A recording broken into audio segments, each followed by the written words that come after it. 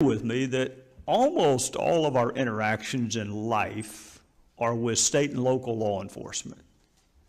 It's not an FBI agent who stops us for speeding.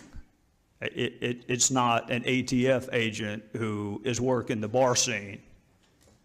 So if most of our citizen police encounters are state and local, and yet immigration is exclusively federal, how are the federal officers supposed to know about folks who are not here lawfully? Sir, the Department of Homeland Security has the PEP program, which I am not at liberty to speak on.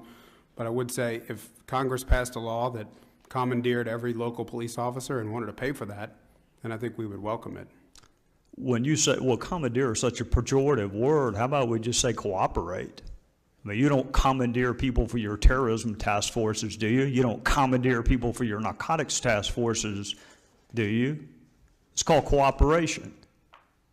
And yet you have a policy that says that New Orleans Police Department members shall not make inquiries into an individual's immigration status. What do you mean by inquiries? Sir, if there's a criminal in New Orleans and an officer interacts with that person and there's a criminal warrant, that person See, I don't know what you mean by criminal. You mean if the person has, if there's probable cause to believe that an offense was committed, or if there's already an outstanding warrant? If there's a state, federal, or local warrant or probable cause that an officer observes conduct that's criminal, they will arrest the person.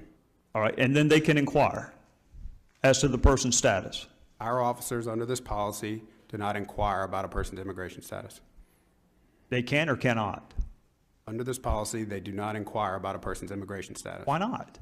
Because we believe that, one, this follows federal law, and two... How are the federal law enforcement officers supposed to know who is here unlawfully if your officers don't inquire? They're not the ones that are interacting with them. They're not enforcing traffic laws.